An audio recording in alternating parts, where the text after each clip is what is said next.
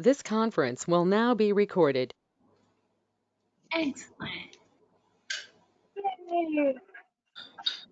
So is there anyone wanting to say anything or we're dying to say something on this meeting tonight?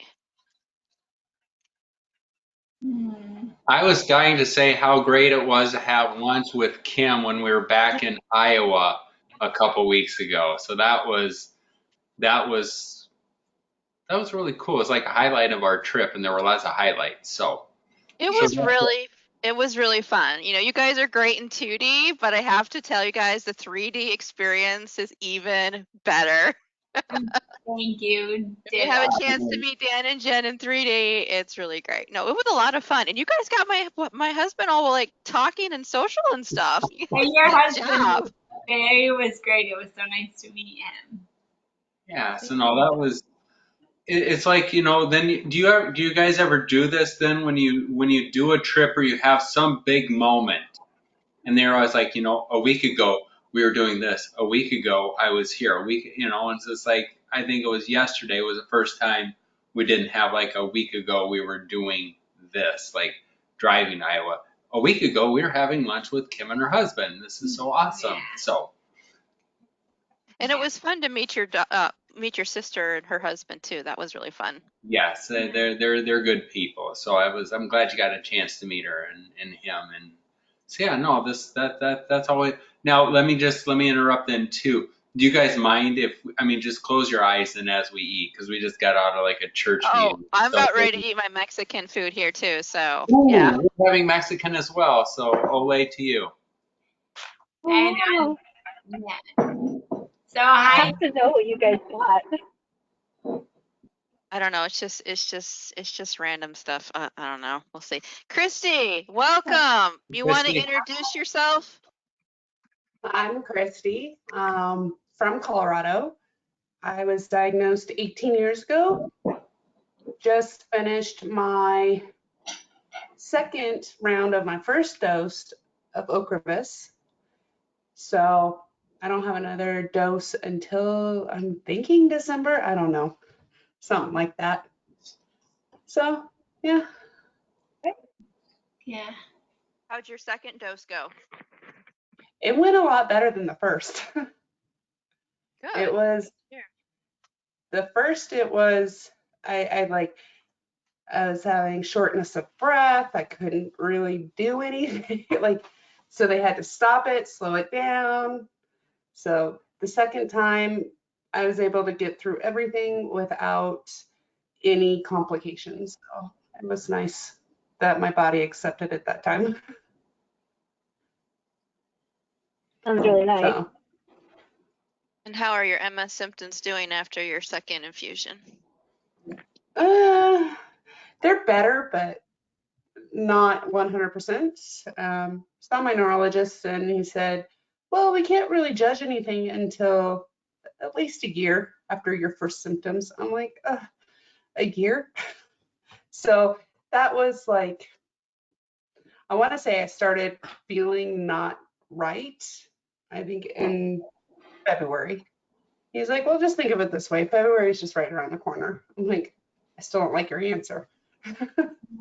Of having to wait a year to see if this is a permanent change or if it's gonna be just something I'm going through at the moment.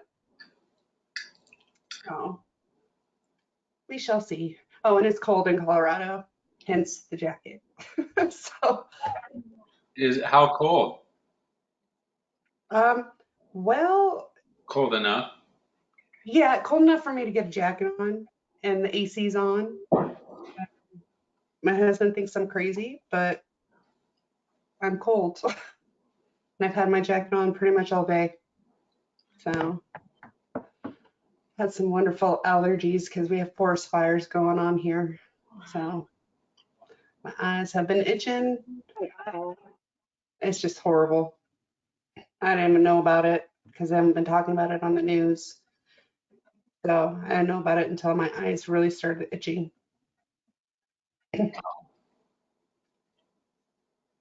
So the good thing is that I'm still using my walker at work, but at home I have upgraded to this beautiful thing. That's good. So I guess that's some progress, Absolutely. considering I couldn't even really walk. Yeah. Every little thing helps. Yeah, it does. How was your guys' 4th? Fast. Yeah. Yeah. Yeah. It was one question that I wanted to ask you, Christy, and I kind of want to ask you, Rochelle. How did you find out about ANCAN? Or like, I mean, it's awesome that you're here. I'm just curious. Mine was just searching the web. I was looking for, because the whole COVID thing, I didn't, like I said, here in Denver, they're not really having in-person support groups. And I was just kind of at a point where I was like, you know what? Nobody understands what I'm going through. I need to speak to people who do.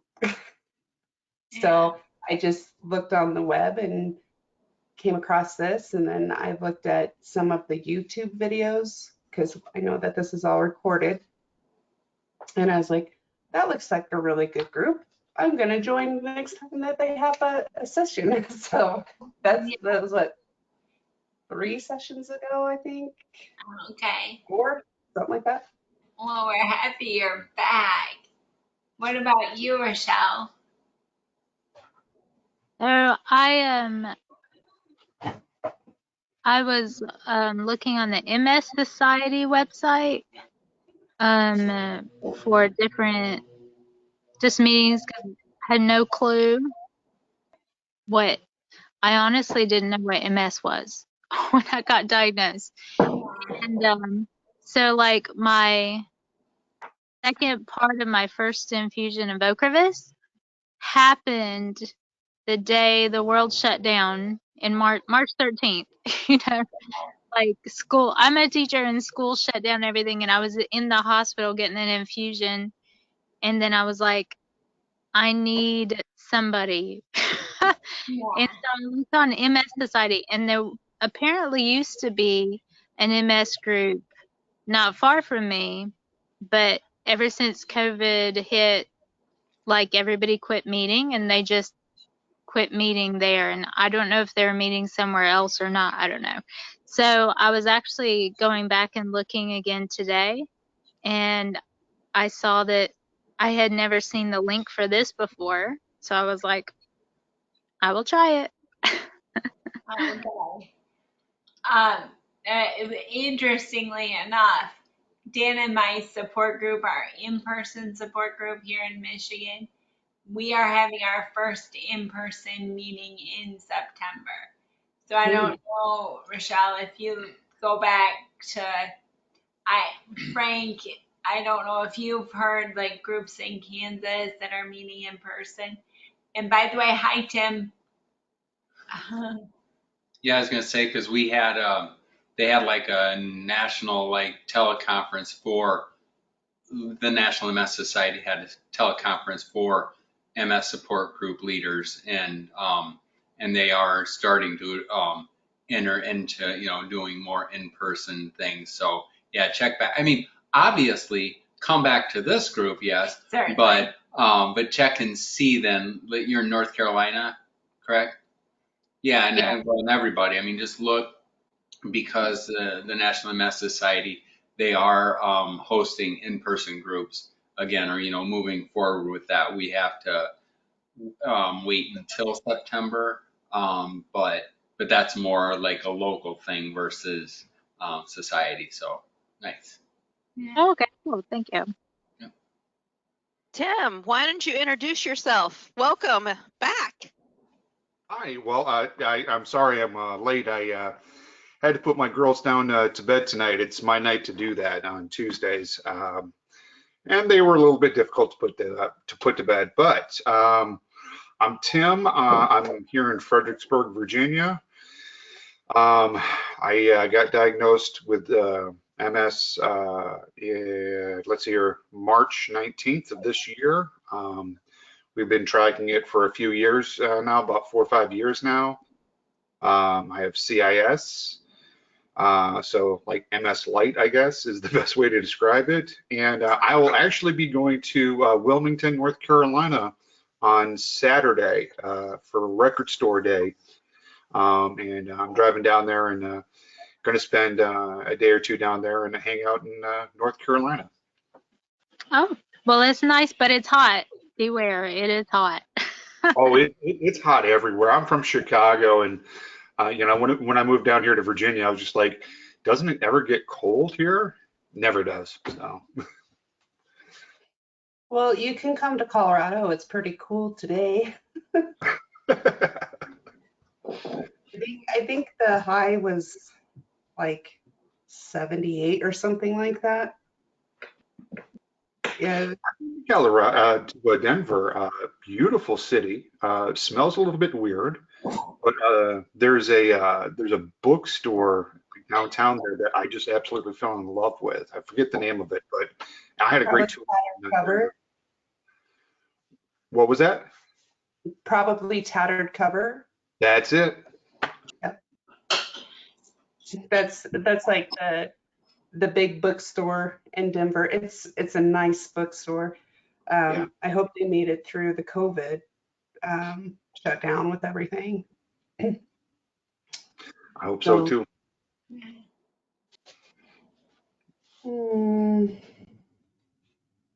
Yeah. So how does the heat affect you?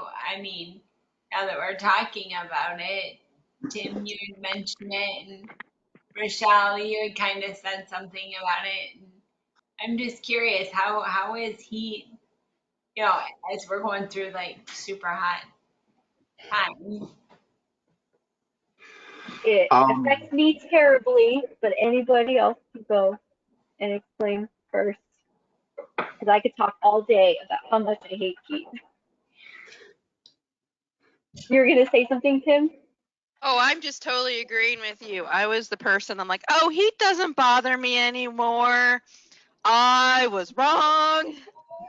I have a hard time just walking up to the corner of my street and back to walk my dog right now. And it was amazing on 4th of July. My mom keeps her house like in the mid 60s, and I'm okay. And I go outside, and immediately my brain is slurring. My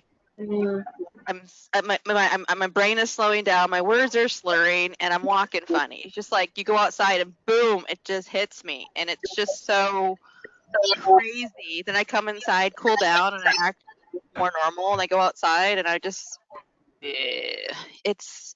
And my walking, like suddenly, wow, I can't really walk very well.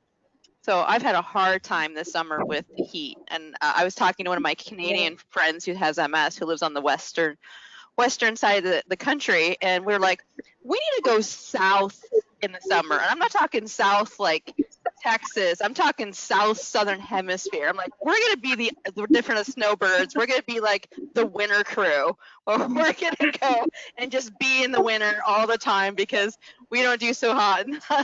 I love the sunlight, but the heat is really affecting me this year. Yeah, I totally hear you. Like you go outside and it's literally like hot and cold. Like it's crazy. Like for me, believe it or not, I haven't told too many people this, but I'm going through a flare up right now. And I've even gone to talk to my neurologist about it too, because I'm a little bit worried about what's going on.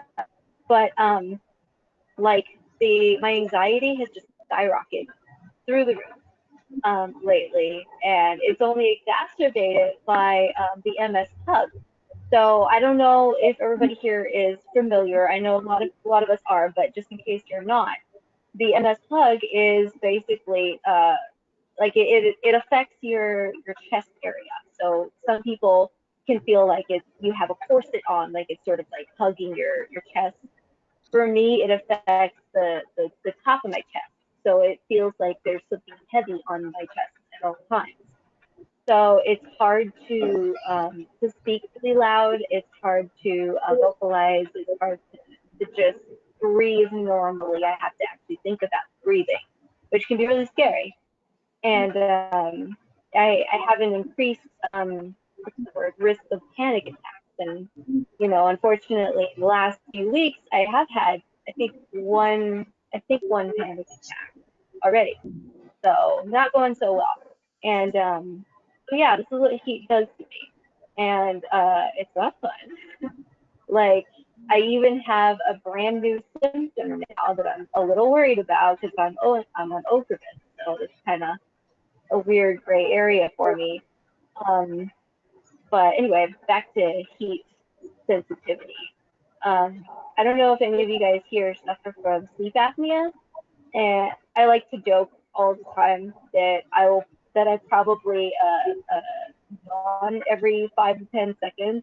It's absolutely true. I can never get my sleep because, like, even if I get a full night of sleep, it may not even matter because I have both types of sleep apnea. It's the obstructive and the central sleep apnea.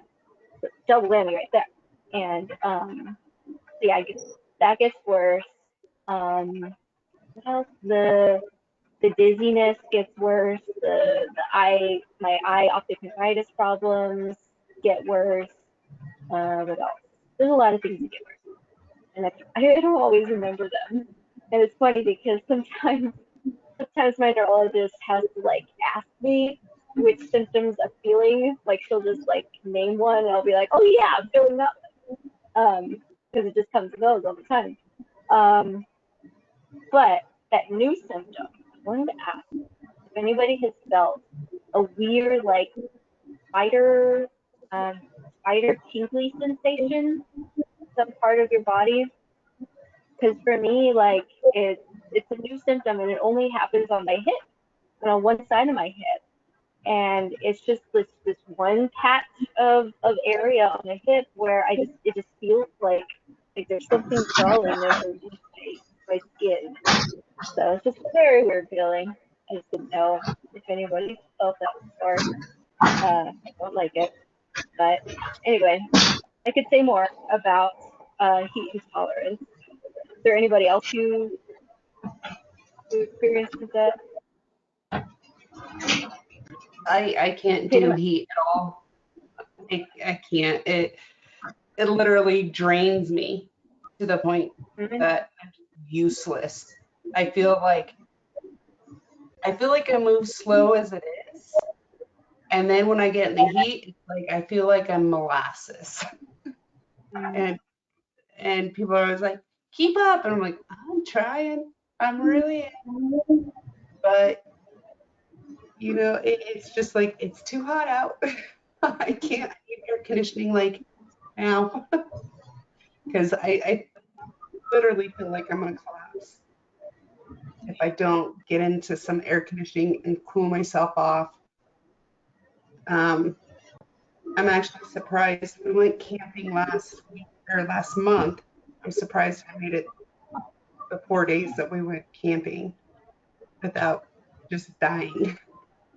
But I think that had a lot to do with steroids.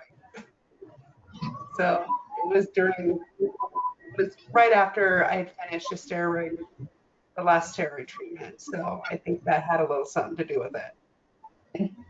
So, but since I've gotten off the steroids, the heat is just way too much for me. I'm just like, okay, I'm not going outside.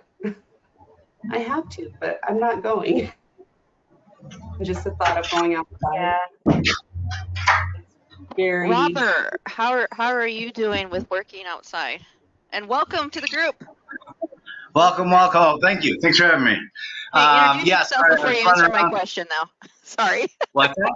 I said, go ahead and introduce yourself before you answer my question. Sorry about that. Oh, hi. I'm Robert Yes, Giles. What details you need to know about me? Where you're from, when you were diagnosed, and if you want to say what drug you're on, that's fine too. So, relapsing remitting. Currently, I was diagnosed March, I think. Currently on Ocrevus, and doing well. So overall, feeling pretty good. Had a lot of numbness and tingling lately that I thought had gone away. but it's kind of come back, and I don't know why. No rhyme or reason for it, you know. So I am in the heat a lot.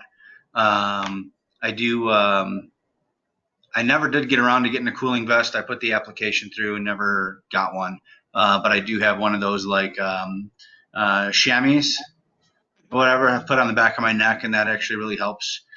Here in Utah, they're having a heat wave. It's not Las Vegas, but it's still 100 every day. And I'm out in the heat, and it's miserable, you know. Yeah, it's just not fun. Were you But able to tweak your schedule a little bit, your work schedule? You were talking about that the last time.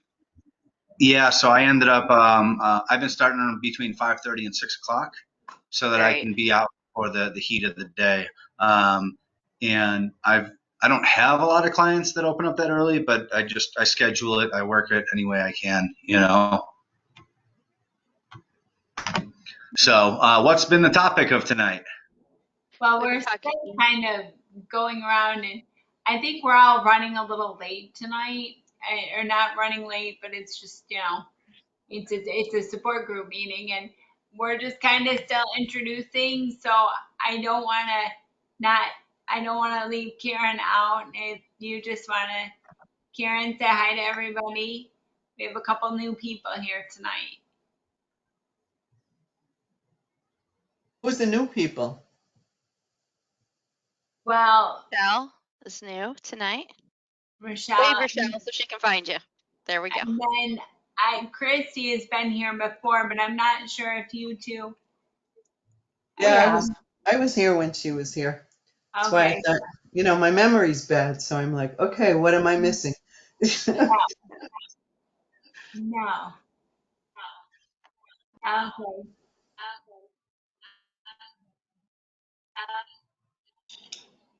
Okay, Robert, you're gonna have to mute one of you. Yeah. Okay, Robert, you're gonna have to mute one of you. Yep, 1 second. Sorry. Yep, 1 second. Sorry. All right, I just closed. Somehow it opened the app and the browser at the same time.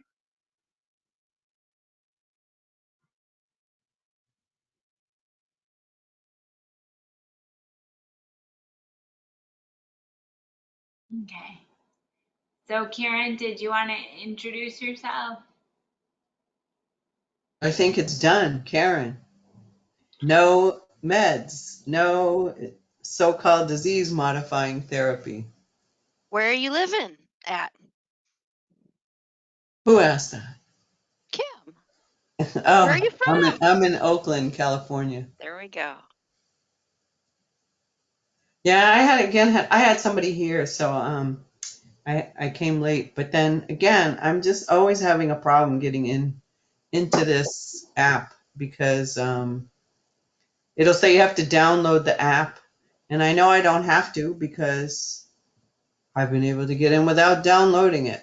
But I was like in the revolving thing looking for Rick's email, and then it kind of occurred to me, let me try a different browser, and that worked. But I can't remember such things 6 months, 6 weeks later, 6 days later, 6 hours later, 6 seconds later. 6 seconds later. I know. What did you just say? Yeah, I'm really deteriorating. It's pretty depressing. I'm just losing function, and I just keep losing function.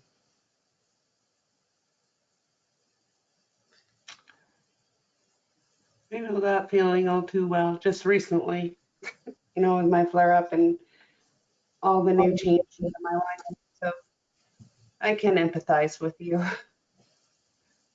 Well, I don't get flare-ups, and I never had them, so it's just progressive. That's what it is. But I do want to say, last time I think I was singing for the solstice or something, but I know the last time I was here, I think Christy was here. I just want to I want to put in a voice for people. It just seems like when you read these MS magazines and even here, it's always like, I don't let MS control me. I don't let MS define me. I'm happy, happy. And it's like, I actually am pretty happy, happy. And I really do enjoy myself. But I find it alienating when I'm just supposed to say, I don't let it, how can I not let it define me? I'm not independent anymore. I can't go out on my own. So of course it defines me. So I don't know. I don't come from a culture where you're supposed to pretend things are good when they're not. So I just needed to put that out there because I remember. I mean, now I remember last time I was here, I was like, what? What? Everybody's like, I'm good. I'm good. And, I don't Well, suffer from heat and I don't get relapses. So, I make room for that. Like, I need to, make room for it. No, it does define me now, but I have just a different life.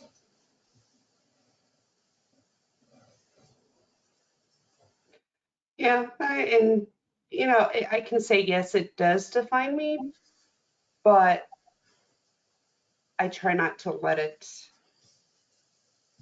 like project. And like I said, anybody who knows that I have MS, they know because it's a need to know basis. Unless it's affecting their life in some way, then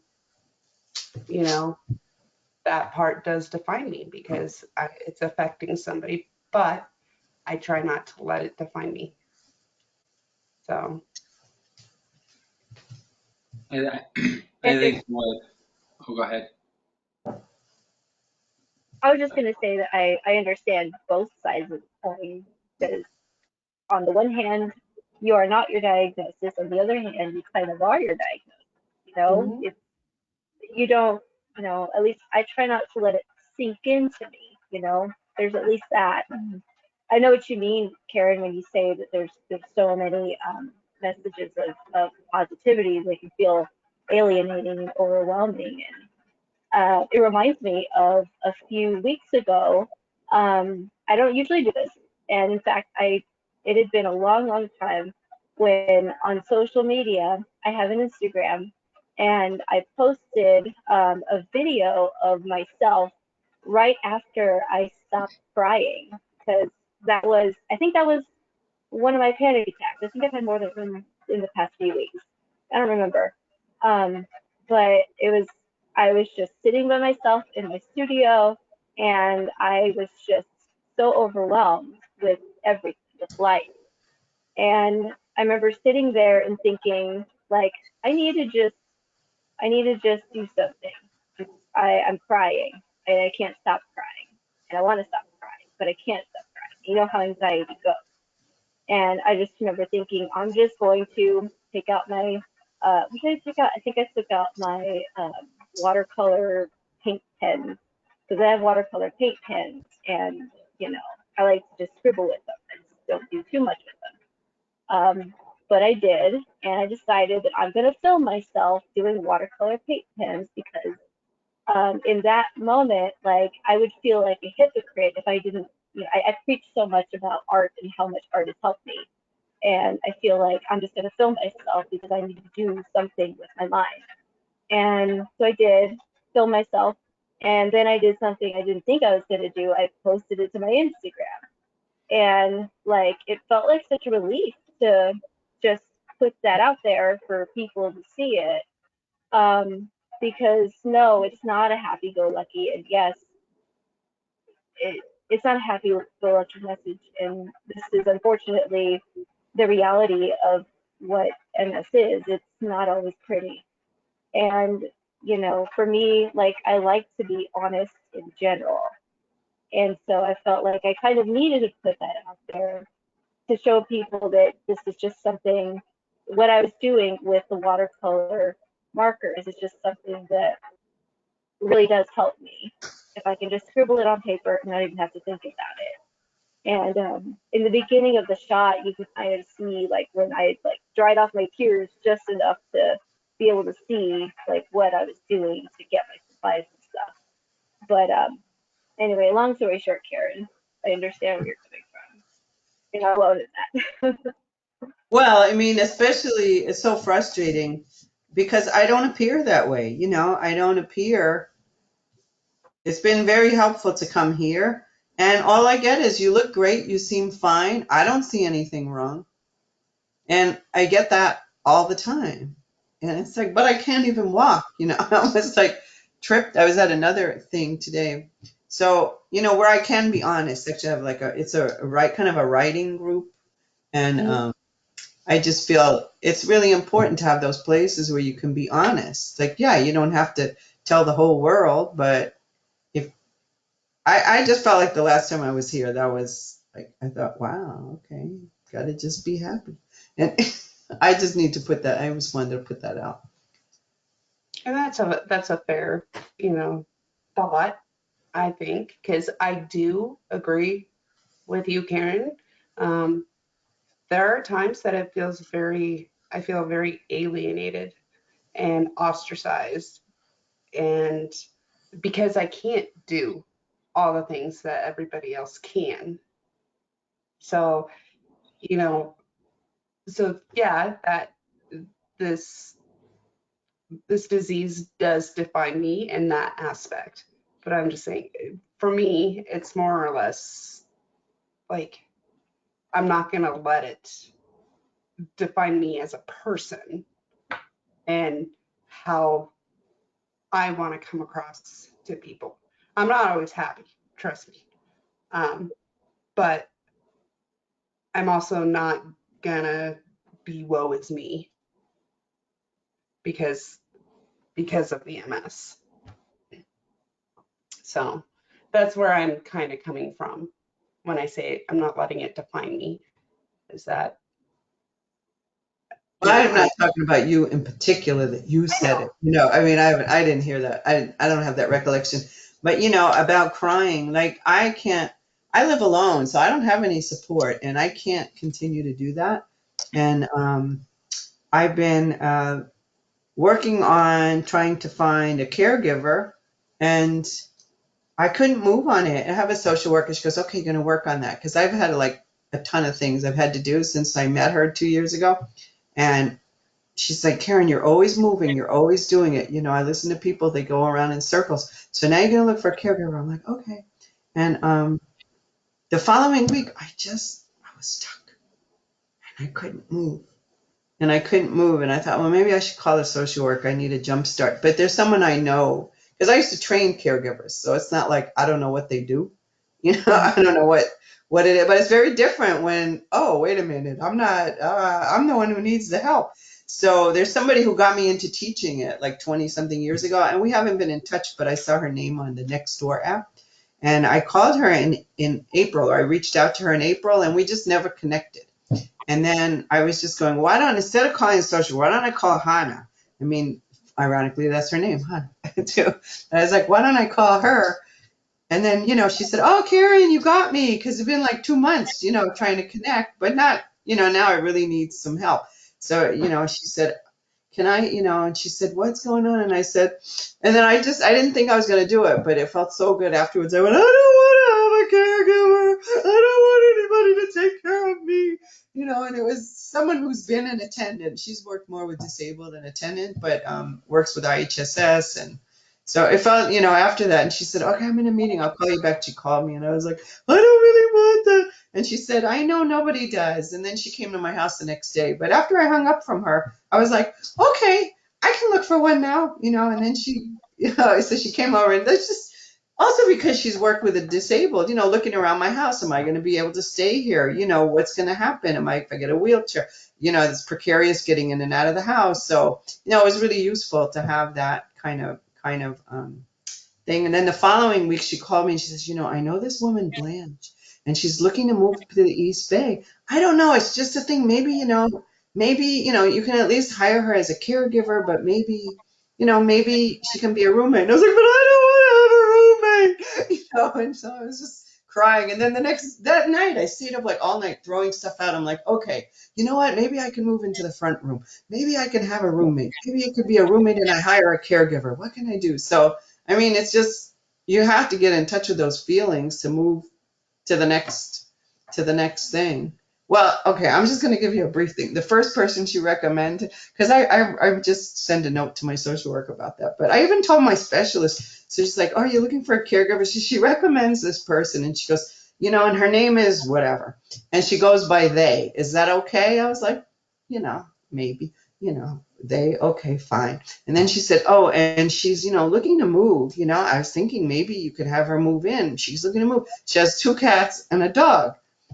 I said, nah, I don't like, no, cat's not for me. Dog, okay. And the dog is an emotional support dog. And I'm like, what? You know, it's emotional support. Like, who doesn't have pets for emotional support? So if you got a certificate, it's like taking you to another level. And then she goes, and she really has to move because she lives above a sex worker, you know. And I'm like, I told a friend of mine, she goes, what's a sex worker? I go, I know, like, this is like a lot of accommodation here, you know. It's just, I told my specialist, she said, well, you got a good story out of it. You know, it's like she lives above a sex worker and it's really loud. Okay, and she's 55 and she wants to go to nursing school, you know, and I'm a nurse. Maybe she thought that would resonate with me. She's 55, she wants to go to nursing school, she hasn't even finished her prerequisites. Okay, that means like maybe she'll get out when she's 60. Like, A, there aren't a lot of nursing jobs, but B, who's going to hire you at age 60? And do you even have time to become seasoned? You know, I was like, this person sounds like so wrong. She goes, I still think, you know, she can help you. Maybe not a roommate, but she can be a caregiver. I'm like, I don't think so. I don't think so. And then the next one who came about the roommate thing, we talked on the phone. And I liked her on the phone. She sounded, you know, and I took notes because I don't remember. So if I don't take notes, I don't remember. And oh my God, she was like so out of control. And my friend was saying, but there was something else about her. I'm like, I forgot. She goes, remember, she said she was borderline personality. She's manic depressive, but she only gets depressed. So I'm like, oh my God. So my whole like looking for a caregiver like went on hold for a while because I thought this is like too much. I got to look down another avenue. But anyway, it is pretty funny. That sounds extremely overwhelming. Like I commend you for your attitude right now because that is a lot. It's a lot. And I'm like, what was Hannah thinking? Okay. Well, you went from having that grief moment over, well, probably several moments, several moments of grief, where you were just trying to comprehend the idea of having a caregiver, to now going through the steps of, well, the hassle is what it sounds like of what it takes to have either a caregiver or roommate, and now you're left with both a lot of options and probably a lot more looking, I would guess. Yeah, but it went, So I commend you. my experience of dealing with providers, because I do have a good team now, but my experience of dealing with providers, it's like I'm real quick now to go, no, I'm not even going to entertain the emotional support dog with with the other one. And the other one who came in, she had a dog and the dog slobbering all over. The dog was okay. She wasn't okay. And she's got a cane and she can't even walk. And she's like less mobile than me. And it's like, well, why would I want that? You know, and then she like writes the next day, oh, I loved your house. It's darling. I'll help you find an attendant. I could see me living there. And I was like, I can't. So and she calls, she was like, I'm going to be in the neighborhood. I want to come over. And I was like, you know, in the past, I think I would, I don't know, at least be nicer. I was like trying to be nice, but I was like, okay, I got to send her an email and just say, you know, I'm not in a position to offer any housing and I really need to stay focused on my needs. So I commend myself too, like for like getting to that quickly, because talking to her, she sounded fine. Then I met her and it's like dating, you know, you're like, oh my God, wrong person. So I'm getting much faster at that. And I've been able to do that with other things. Like I had an eye exam, I got new glasses, and the vendor, the person at Kaiser to fill my prescription, she was just like all wrong. And I said, you know, this isn't working. Can I have somebody else? And it was like perfect. So I feel like you really have to do that, especially when your memory doesn't work, and just get in there and say, I know what I'm looking for. You're not it. Anyway, I'm done. Thank you. I got it all off my chest. Good. It's funny what. We've got another new attendee. Herb, can you hear us? Or hear me? Hi, I just want to introduce myself. Go I'm right ahead. Joe. I have been just elevated to the ANCAN board, and so I just want to familiarize myself with each of our groups here so that I can be of service. So I'm not an MS patient. I am a neuroscientist, however, at NIH, so I do know a fair bit about the disease, but I'm just listening just to educate myself. So thank you. Nice to have you with Good us. to have you, Herb. I'm sorry?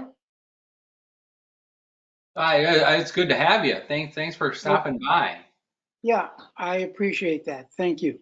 Yeah. But I don't want to interrupt your Me meeting.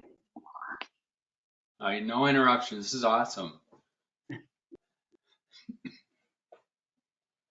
If it's okay if I share real quick, Hannah, I just want to thank you for sharing what you shared a little bit ago, because I've been having those exact same issues, and I didn't know what was wrong with me, and I've been trying to figure it out, and I'm like, why am I having panic attacks, and why am I having trouble breathing? Like, I don't understand.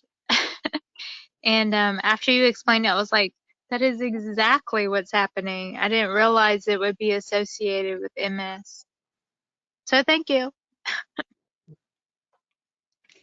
You're welcome. I've been experiencing it for a long time, and it's that the whole MS hug, it encompasses a lot of different symptoms, and sometimes it feels like all of the symptoms seem to have amassed into me.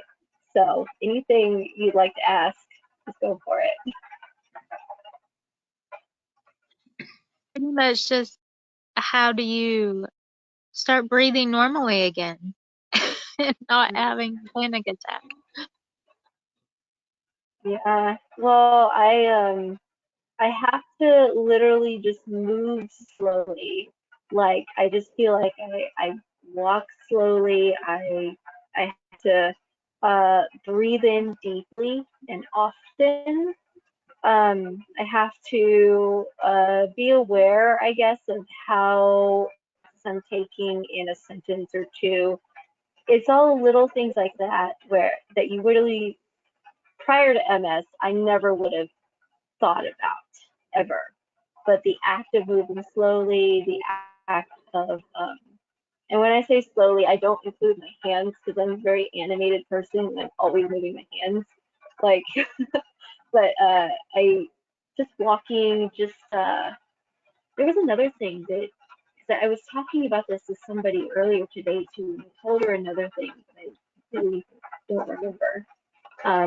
But a lot of it has to do with staving off panic attacks too, because the way I've been able to just to sort of learn from myself is that I need to take those deep breaths and I need to be able to sit down often, sometimes for long periods of time, but my day doesn't always call for that.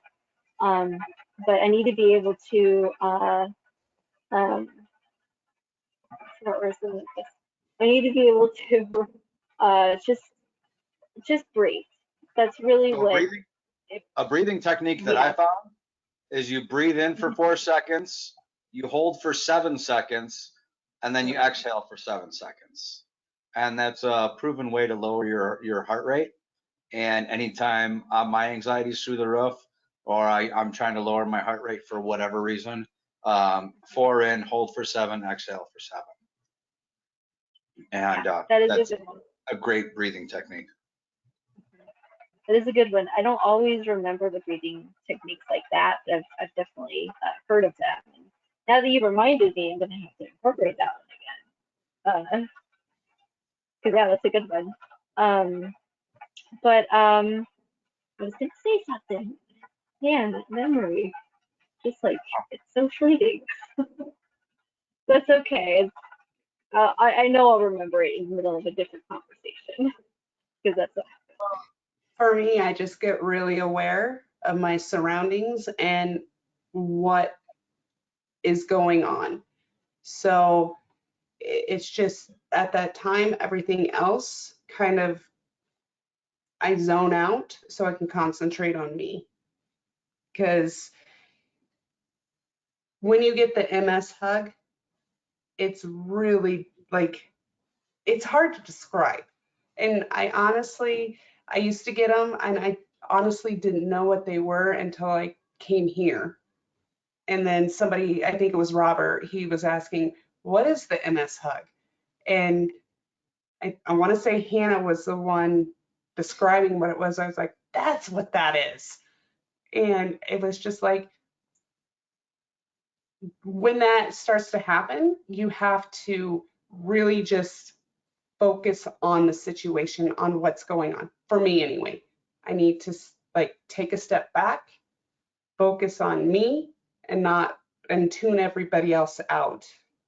Because if I don't do that, then everything else just heightens my anxiety and my panic level, and that's not good for me. So that's what I have to do. I have to just take a moment and just focus on me so that I can calm myself down and I can move on. So That's a good point too. So just be aware of what's going on. And you'll,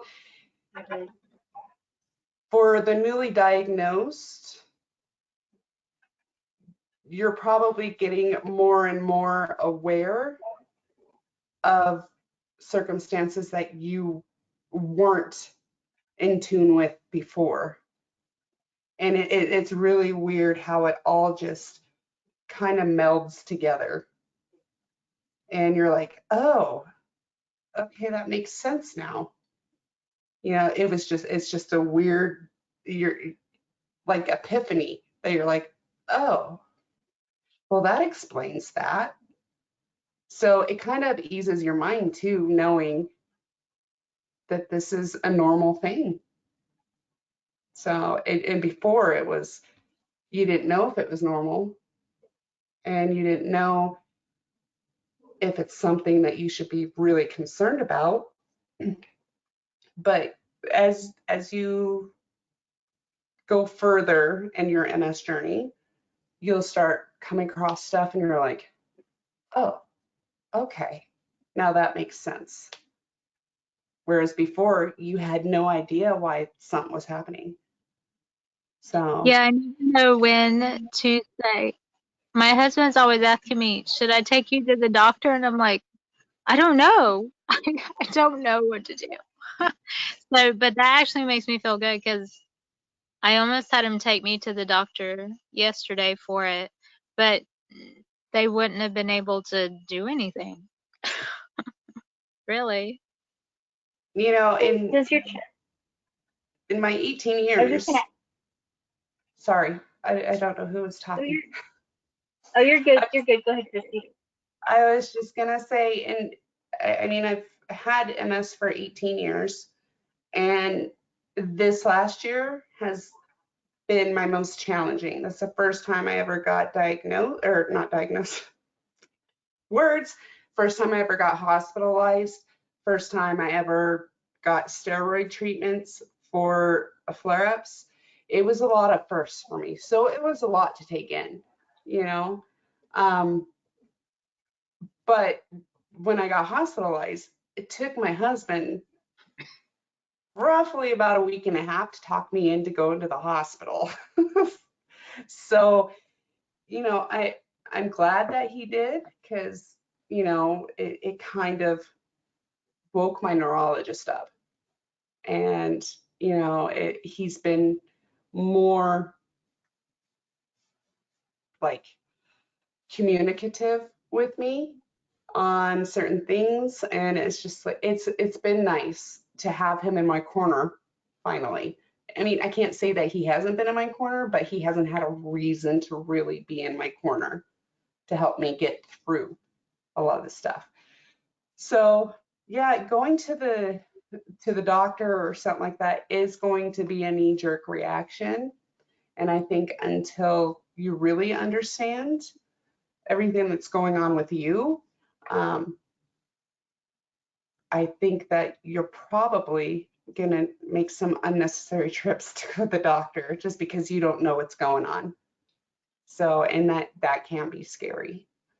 So, And you can't count on your providers to know. I mean, an MS specialist maybe, but that's been my experience. And my primary care, she's really wonderful, but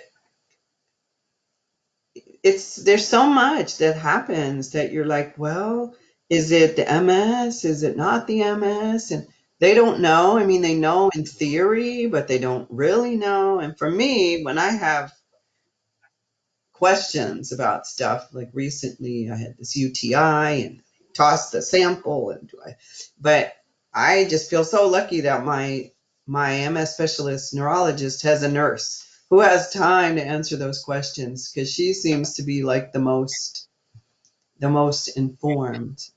Well, it's just And like what I you said need last time. time, you're just so overwhelmed. And I remember when I first was diagnosed, she goes, Karen, it's always hard. It's hardest when you first diagnose. It gets better. And you kind of don't believe that. I mean, the MS doesn't get better, but the shock and the what do I do about these things are. Well, it's like I said last time, to kind of piggyback off of your neurologist nurse. Get comfortable with your neurologist, become best friends with his assistant or her assistant, because that's where the magic happens with your neurologist. Because anytime you need anything, you're going to communicate with the assistant more than you will the neurologist. You'll only really speak to your neurologist when you go in for appointments. But anything in between, you really want to become like best friends with his assistant or her assistant, because that's where you're going to get stuff done, is through them. So, and they're going to be more of a support than your neurologist. And Karen could probably vouch for that too, just because of her relationship with her neurologist nurse. But yeah, you'll know exactly who you need to contact to get stuff done. So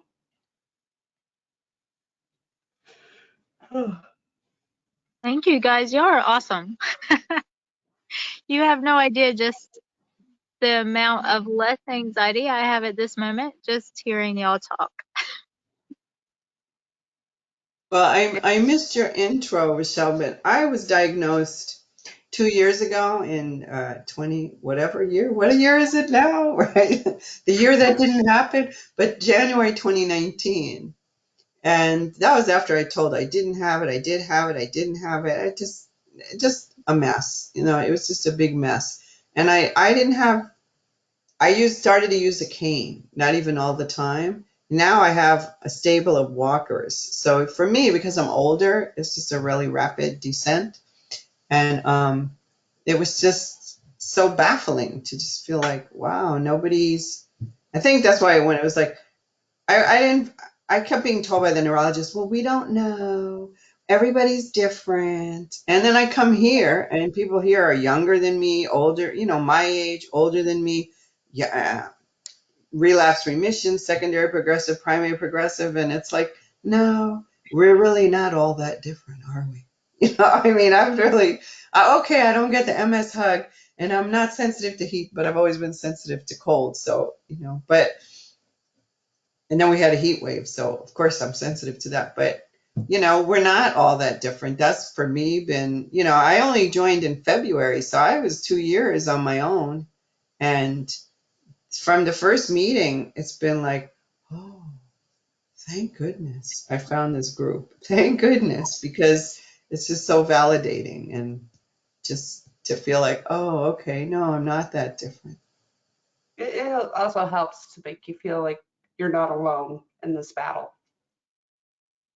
It's really nice to talk to people who are experiencing close to the same issues that you're going through. So I'm thankful for this group. It's only been, I think, a month. Yeah, I think a month, a little over a month since I first started coming. And it has helped me, to not feel so alone, to know that there are people out there experiencing the same issues that I have, or close to the same issues. So it is nice and comforting to know that you're not alone in your battle.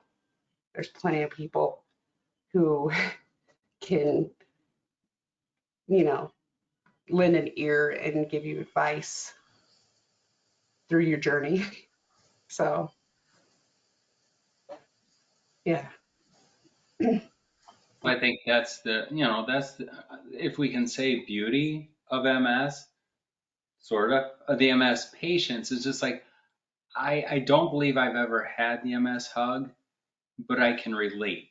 It's like, and like we all, even though we haven't necessarily experienced specific situations, symptoms, whatever, we totally can relate to that. It's like, I don't know what it's like to be Jennifer, and be married to this, right? But it's just like you can relate to the things that she's dealing with. I mean, I'm talking for her now, but it's like that she can't walk anymore.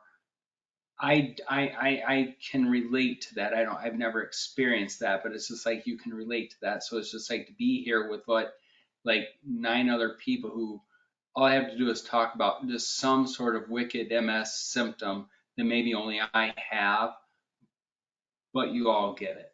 And so that's, that's the beauty of multiple sclerosis.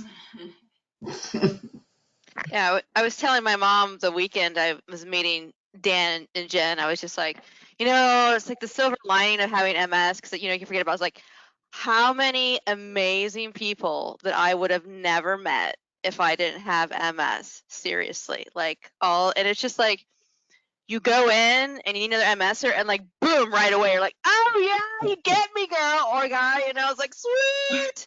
And because that's a really struggle for people like, do you really understand my fatigue, like person without an MS? And so, but that's always been a big silver lining to just like, you just stop back and reflect, like, how many amazing people who have MS and who don't have MS that I would have never met if I didn't have MS. And I met a lot of amazing people. So that's been my silver lining. It's like, oh my God, I meet some great people all the time. And I think that's why I'm so open about having MS, because I get to meet great people when I have MS. I feel like I can be like mostly myself when I'm around people who have MS. It's like you guys get it. You guys understand. Like somebody said, you guys understand. Maybe not 100%, exactly what I'm going through, but you get the general gist at the very least. So you guys are okay. You know what you don't hear in this group that you hear everywhere else you go, no matter what it is? Oh, I can't remember. Or, oh, I'm having trouble with that. The one thing you never hear here is, oh, everyone has that. I mean, in a way, everyone here does have that. But, this sort of normalizing what's not normal, it's not normal. It's not okay. It's just seeing Kim, well, the first few times I came, she was always horizontal. And I didn't even apologize about it.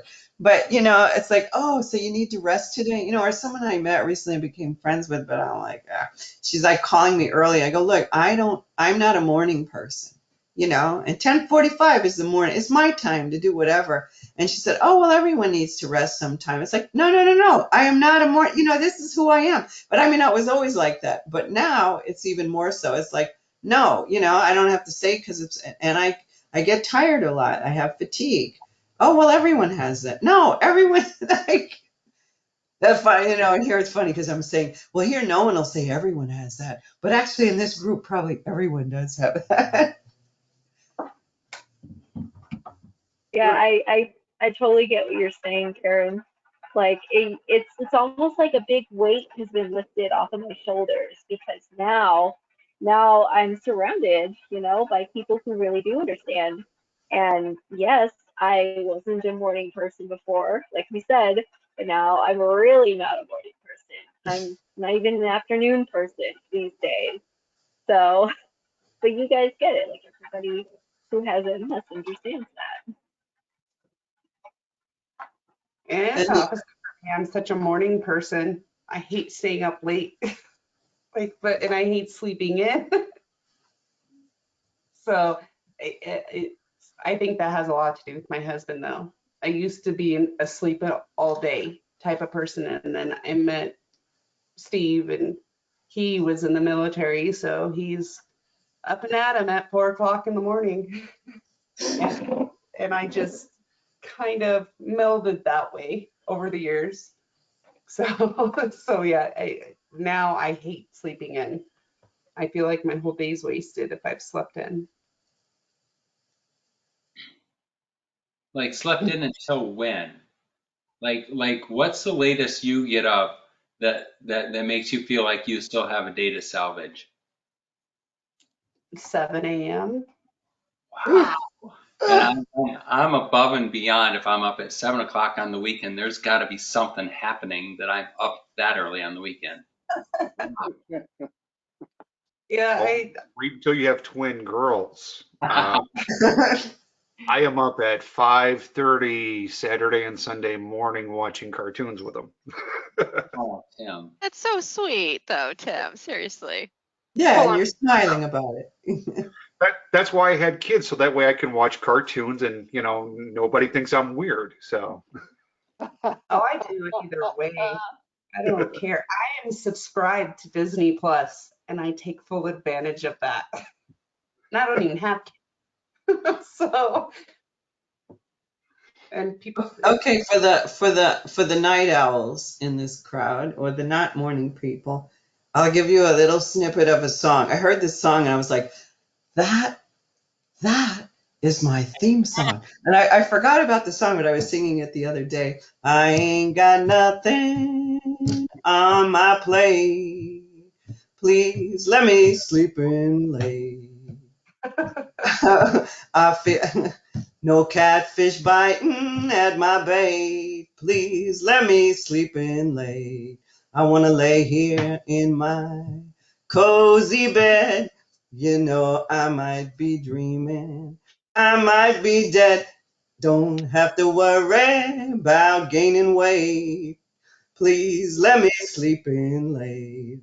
I ain't got time for love and hate. Please let me sleep in late. And there's more to it, but I was like, now that's my theme song. That's your anthem. Not for the morning people. Well, I've got the double-edged sword when it comes to that because I stay up late. I think I get probably 5 hours of sleep a day because I do get up at 5 a.m. for work. And then I usually can't go to bed at night because my brain is always just on fire. It's like, it's always thinking, it's always going. So never lets me just lay down and relax. I'm really enjoying Tylenol PM and Benadryl. Do you wake up with a? I always thought Benadryl gave me kind of like a weird, I call it the Benadryl hangover. You don't feel awful in the morning when you wake up? Doesn't affect you? No, Nice. Good for you. I mean, I don't take it nightly, but probably 3 times a week. If I know I'm really struggling to fall asleep, same thing as Chrissy, my mind's just running. Yeah, I'll take a Benadryl or a Tylenol PM, and that really helps get me to bed at a decent hour. If not, I'm up till 1 in the morning, waking up at 5 for work, and I can't operate with that kind of sleep. Well, just to give a little insight. So last night I went to bed at 2:30 a.m., got up at 5. And I've been working. I worked all day, fine, so I kind of have the double-edged sword there. I'd highly recommend getting some Tylenol PM or Benadryl, and just 9 o'clock, make it like clockwork until you get back into that routine. Don't recommend it, says the nurse, and I'm sure the pharmacist. Yeah, it gives me a the hangover. problem with the Benadryl is that you have a fall risk because it makes you drowsy and sleepy. So you could potentially have more risk of falling with the Benadryl. That's what she's talking about. Gotcha. No, I mean, no, but it also I can't take Benadryl. I mean, it makes me sleepy. I could take Tylenol with codeine. I haven't needed it in a long time, and I'm fine. So everybody, I mean, yeah, it's just it's chemistry, it's different for everybody. Yeah. Well, we have the opportunity to maybe ask an expert here because Professor Herb is on, and I think he briefly introduced himself. He did. But I will introduce him because he's he's a moderator. He was on our advisory board, and now we're very proud to have Herb on our executive board. And his day job is that he runs a lab at the NIH in Bethesda, Maryland, and was a professor of pharmacology, right? Was that right, Herb? Yep. So, Herb, what's your take on Benadryl? I love it. I mean, it's Benadryl is one of the oldest drugs, so we know exactly what it's going to do. There's no surprises. It's an antihistamine which puts you to sleep, and it's one of the earliest antihistamines, and drowsiness is always a side effect. So, I mean, I think I use it when I need it. Kim, I would give it to my dog on July. I mean, my dog passed away, but I would give it to my dog on July. That's the only reason why I have it in the house. But I wanted to ask her, because you said you're a neuroscientist, and it's so hard to explain to people, what, I don't know if you know, anyway, with MS, the neurological, it's just so hard. It's like, I don't have dementia. You wouldn't know, you wouldn't know. Even my MS specialist, at least she knows that if I say I have cognitive decline, she gets it. And I said, you wouldn't know. And we talked for I think over an hour. I had a video session with it, shocked me, but you wouldn't know. And so it's, like my mind can go into a track and you would never know. But then it's like, I can't multitask anymore. I can't put all these things in. And I haven't really had anybody explain, why is that? What's with the brain? It's like we're not candidates for dementia. Because you tell people, oh, my memory's bad. Oh, you're getting dementia? No. Well, I mean, I think you're dealing with a disease where we're not at all sure, like all neurological diseases, we're not at all sure the exact causes and why you get MS, right? So there are therapies, but they're not 100%, right? So clearly there's stuff going on in your nervous system other than with control of motor movement and things like that. So the answer is, I wish I knew more, but it's complicated. And I'm happy to you can write me at herb@ancan.org, and I'll be happy to carry on a conversation and look up things if you have specific questions. Herb, I mean, I know you deal with brain trauma. Do you and spinal trauma, do you do any work on MS related type issues or not? I used to. When I was in London, in fact, we were working on, oligodendrocytes and nerve conduction. So the answer is yes, but not so much lately. Okay. I mean, what my research does is on a more basic level. So potentially it could affect MS, but we're not sure yet. Well, I mean, I actually have an interesting story about sleep. I was fascinated to hear you talking about it before, because my cancer treatment completely changed my sleep habits. And before I had treatment, I could easily manage on 6 hours a night, and I could get up early in the morning, bound out of bed, and I was fine. And then after doing almost 3 years of hormone therapy, where they took all the testosterone out of my body, and having really rough sleep and waking up every morning feeling like a Mack truck had hit me, when I came off the hormone therapy, I found I was sleeping 8 to 10 hours every night, and it's been the same ever since. I could never sleep. I never slept that much before. So I don't know what changed, but something as a result of that drug therapy changed significantly. So, but I wouldn't if you need to sleep more, I wouldn't recommend hormone therapy as the way to do it. Sounds like menopause. I'm a professional sleeper. Like I can sleep. I wish I can get paid for, sleeping. I'm just a really good sleeper. I always was. Okay, menopause, that was different. I'm like, I could see why you want to kill somebody with a lack of sleep.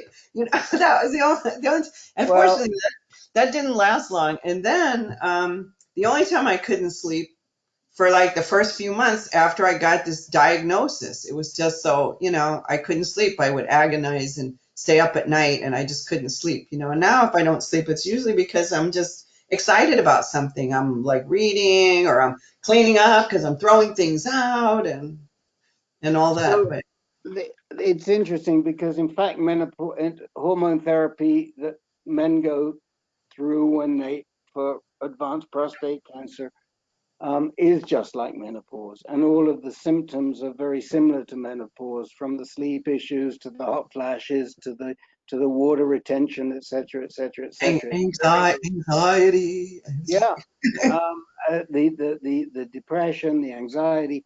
What I was going to say to you is that, and this is now confirmed, and we're pretty thrilled about it, is that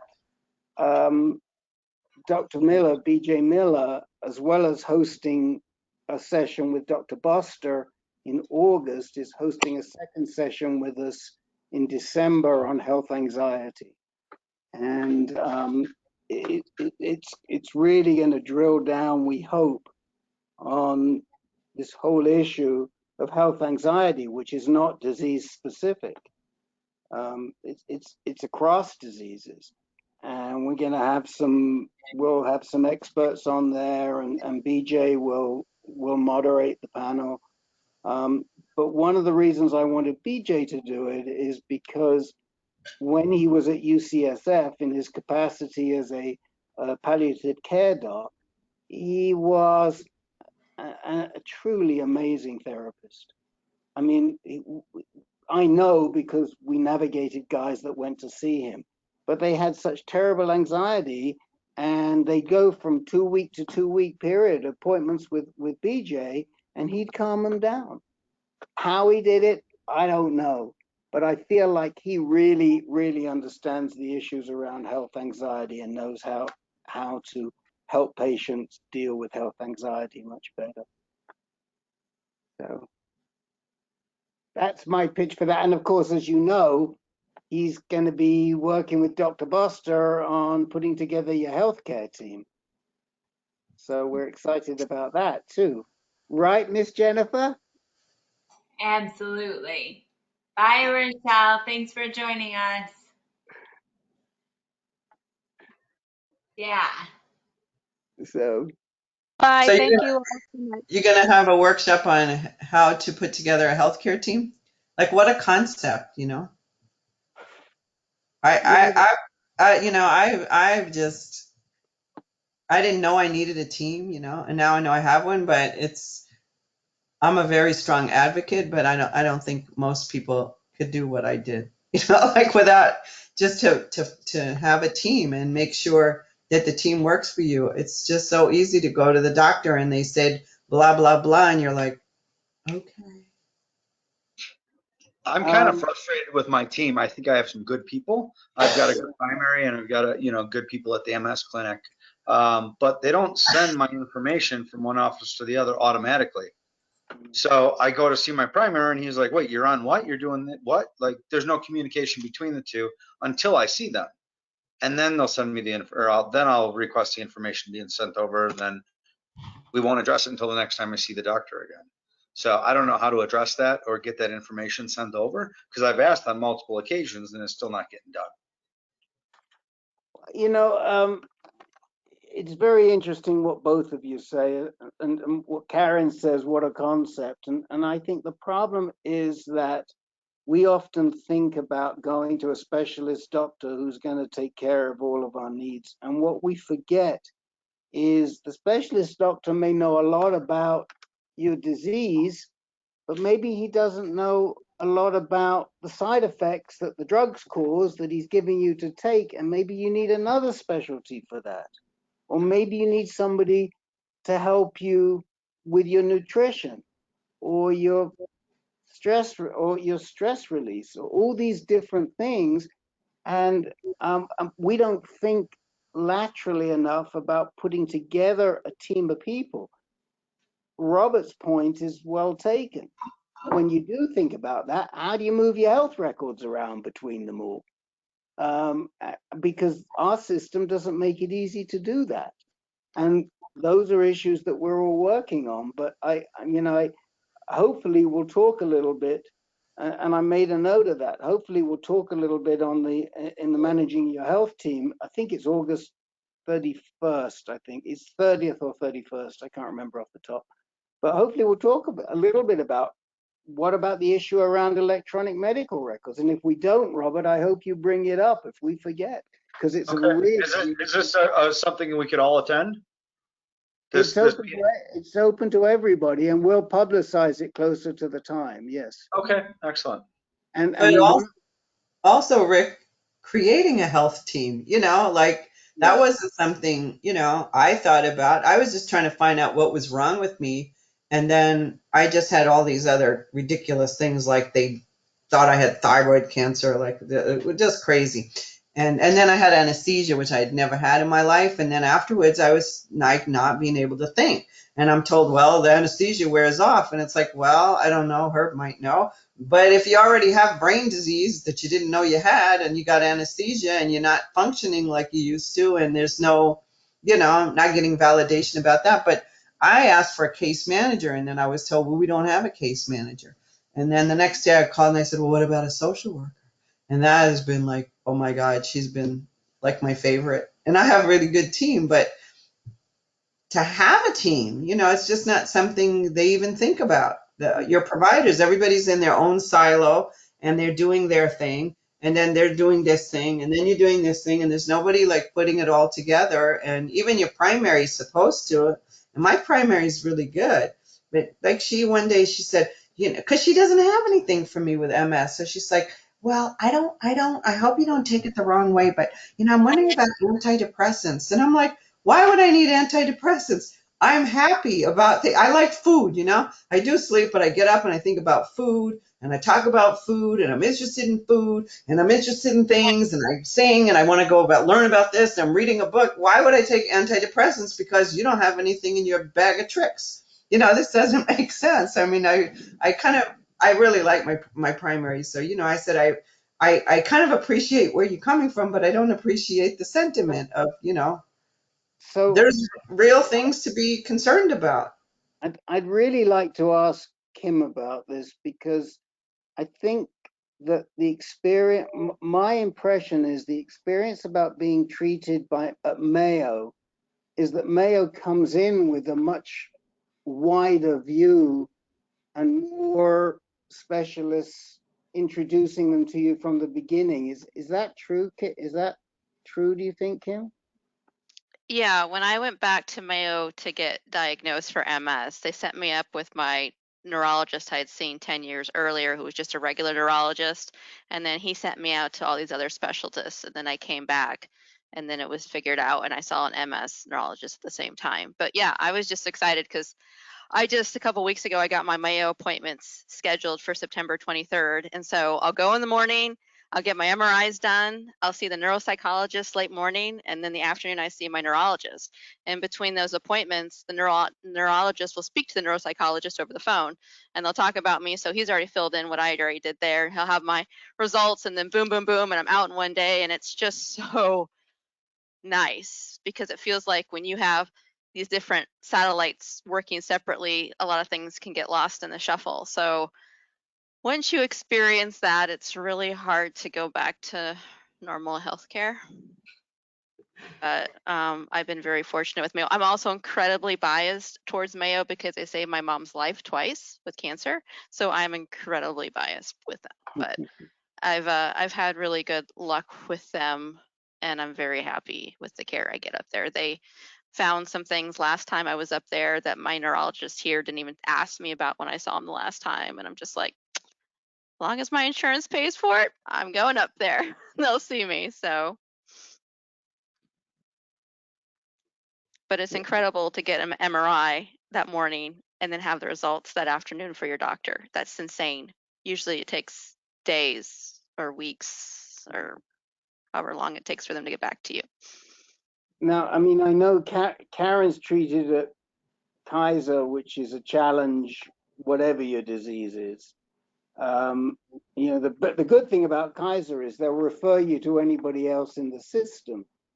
That's the good news. The bad news is they don't tell you who else you need to see, and you've got to figure that out yourself. Yeah, that's what I mean about, saying, creating a team, because I have figured it out by myself. But yeah, they don't tell you that. Everybody just gives you one little perspective. And the last time I had an appointment in June with the MS specialist, who, when I was first diagnosed, she was great. And then the next time she was already told me she was overwhelmed with her job, and she had had a baby. And the next time I talked to her, she's like, how's it going? I go, I don't know. My life is over. She goes, people in wheelchairs don't say that. So that, I don't forget it. But I now, like, I'm glad I stayed with her, but I wouldn't have known. But her nurse told me she's like the most thorough doctor, because I think she's the best doctor. She's certainly the best doctor I ever worked with. She's the best doctor at Kaiser, that I know of. I think she is. And I realized I don't have that much to do with her, and she's thorough. But my last meeting with her was really great. She was really, really great and shared personal things with me, and a lot, and I asked about Aquavis, because I was wondering, why is everybody here on Aquavis? What the hell is that about? And so she gave me a very good informed. She said, Kaiser was doing Rituxan, which is really similar, and we covered it, but it wasn't covered anywhere else. And so for years, there really wasn't anything new on the horizon for MS. So now it's just very exciting. That's why, because I thought, why is everybody on this? What is this? So, I mean, it was just to even get that perspective, for her to have the time and the interest to explain that to me, that there hasn't been anything. And she was recommending that for me, Rituxan or Aquavis. She was pushing Rituxan, and I didn't take it. And then she told me that her mother is 71, and I know her mother has MS. And she said, my mother wants to change doctors, and now I'm worried they're going to want to put her on it. And, at this point, for my age group, the benefit does not outweigh, especially with COVID, doesn't outweigh the risk. And, she said, I hope my mother, and then I guess because it's her mother, So, she said, I hope the new doctor doesn't put her on that. But, I felt like you can't just go, I didn't like this, I didn't like that. I didn't like this about her and that, but I really held on that she worked with UCSF, and she's very in touch with them. But any other neurologist, no.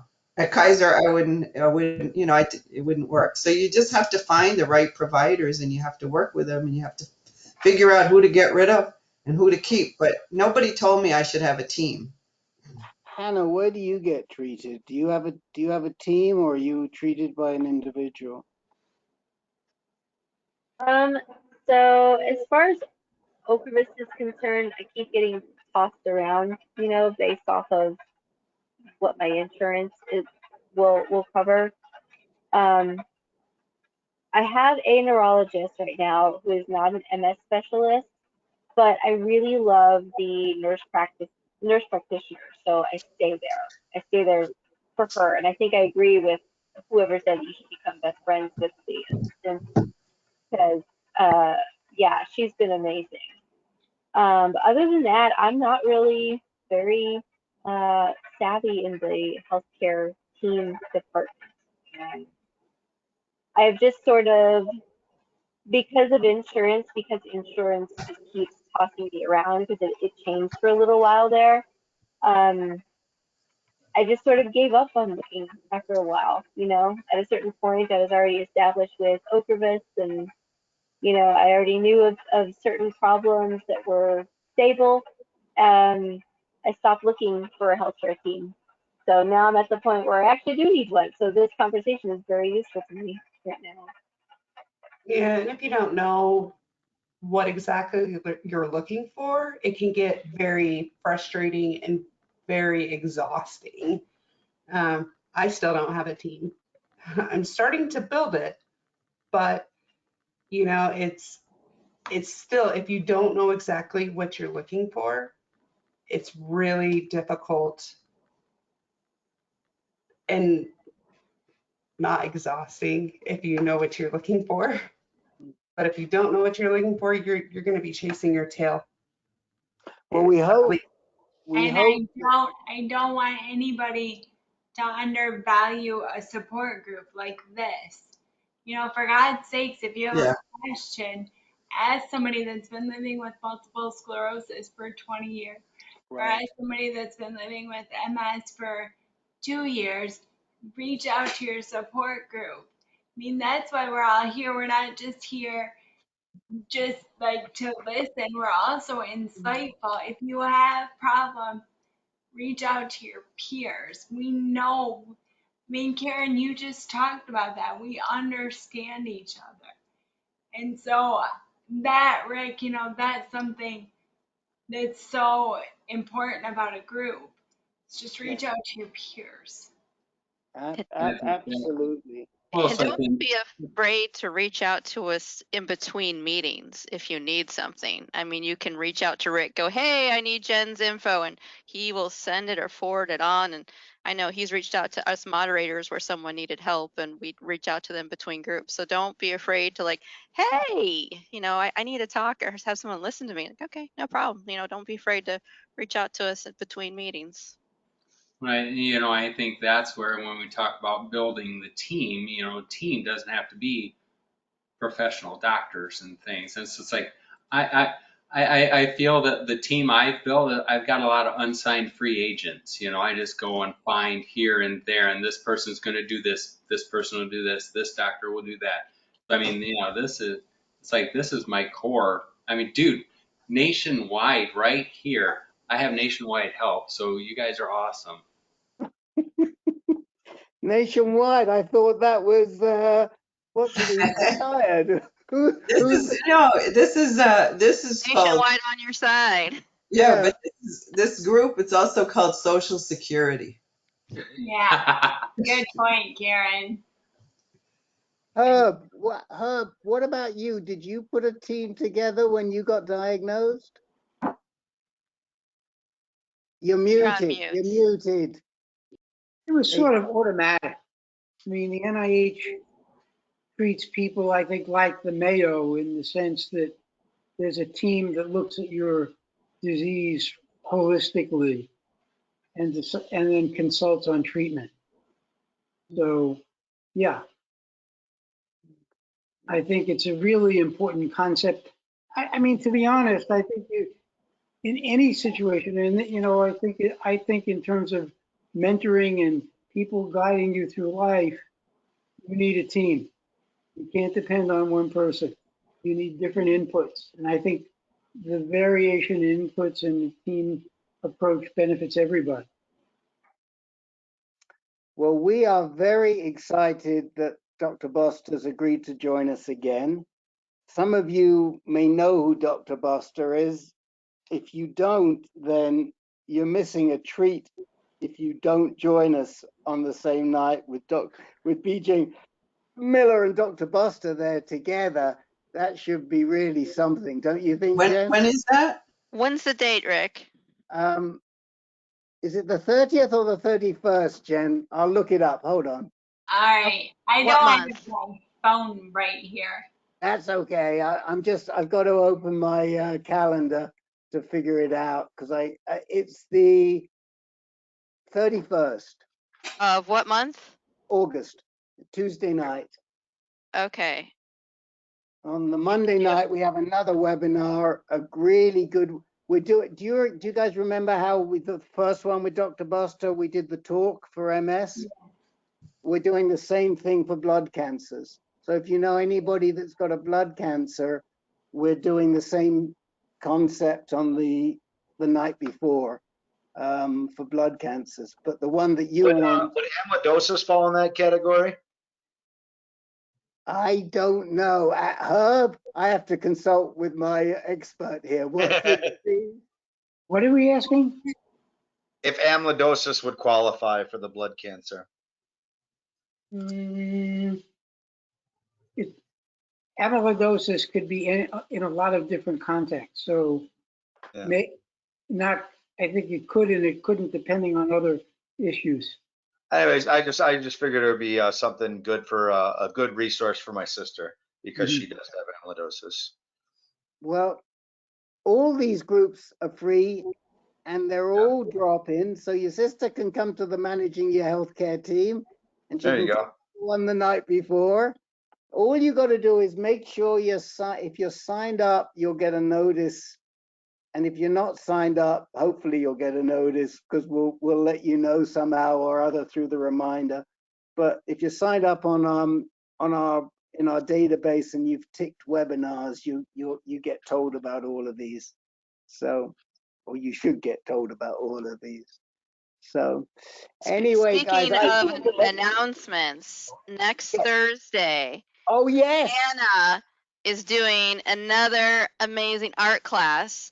Karen can vouch on this too. We were on the last one. It was awesome. You guys need to show up and be ready to paint this beach picture. So it's at 8, is it 8:30 Eastern time? 7:30 Gosh, Eastern. I'm gonna have to look it up. And I have art sure phobia, of it. and I didn't even follow the rules, but Hannah let me be there because I don't have paint and my hands paralyzed, and I totally have art phobia. But when I'm with like a special guide, I allow the art phobia to exist while it's kind of like the MS thing, I've got it, I don't let it control me, and I just use stuff. I just did my own thing, and it still worked. I absolutely encourage everybody to do their own thing because that's the best thing to do, in my opinion. Especially if you have a condition that doesn't allow you to maybe use your hand a certain way or doesn't really allow for certain things. I can't think of anything else off the top of my head. But doing your own thing is the best thing that you can do for yourself, when it comes to art. So here's a little information here. I just pulled up the events listing on ANCAN, which I will paste that in the chat as well, so you can access that. But it's July 22nd, 7:30 p.m. Eastern time, so 6:30 Central, and so on. Just so you guys can see the picture, it's going to be a beach scene and it will be with acrylic paint, but I do have to say, get lots and lots of napkins. Not that it's going to be messy. It's not going to be messy, but just to have them, just in case you ever need them. So there's the look right now. Because I know mess up, like cleanup, can be a chore in and of itself sometimes, but those napkins are super helpful. So it's a lovely little beach scene, and it starts off pretty abstract, and then we go in with crayon afterward, and we do a little like island scene. So I'll teach you a very loose way of how to do palm trees. And palm trees, believe it or not, are actually really easy to do. I love actually making variations of them. So don't be intimidated by it. It looks a lot. I don't know. You guys tell me if it looks difficult. well, I It's just really want to not. say this is going to be open. This is just not the MS people. So Herb, are you an artist? You can join No, this. You I'm can as join. far from an artist as you can be. I Same am here, too. Herb, and I'm still showing up and I enjoy it. No excuses. Perfect for you, Hannah, I right? always tell people it's about the experience, and I always like to do loose brushstrokes, and that's what you guys will have. You have loose brushstrokes so that you don't have to be perfect. That's the best part. You don't have to be perfect. And like what Karen said, you don't even have to follow along. Just show up and talk with us. It'll be like an open conversation. But I created my art, and I only Good. did it at your workshop, and I haven't touched those tools since because you need a guide. You need like a team, we've got, you need a coach, you need a guide, you need someone to say, just do this, and now do that, and then try this. But Karen, haven't you been missing it? Like you've been like, ooh, I want to do I this again. know. Yeah, Yeah, totally. How about I you, wanted Dan and more. Dan? You feel the same way? I forgot to mention that you guys were also in the last art class. Do you guys been wanting to do the art again? I post our artwork on social media and we get accolades. So thank you, Hannah. I didn't think I could create art on cardboard with a credit card, some paint. It's beautiful. Thank you. I love I going for Guys, I showed my art, but now Hannah, I don't know. I'm thinking you got to give me like a minute or two because you're doing an island scene and I play the ukulele. I'll have to come up with something so to when we show our art or something, just Or or in you the middle to get inspired. You're on the beach. you could play your ukulele to inspire us to create you can. masterpieces. I mean, I'll be You making can. art too, but since it's art, I was like, hey, I have an idea. You said a beach scene. Yeah, that'll be I mean, I would love to pause for a song or two, like right in the middle of the project. Totally fine by me. so fun. all right, guys. Well, listen, we need to close out. But at least the part of this group that I joined was terrific, and I'm very glad that whoever it was, Kim or whoever else, managed to straighten out Rochelle and get her talking and get her online, and that was excellent. I just And always repeat with my husband who does IT. Turn off yeah, your thing, restart everything and come back in. I'm just a parrot of what he tells me. okay. All right. Well, I'm going to turn the recording off right now. And our next meeting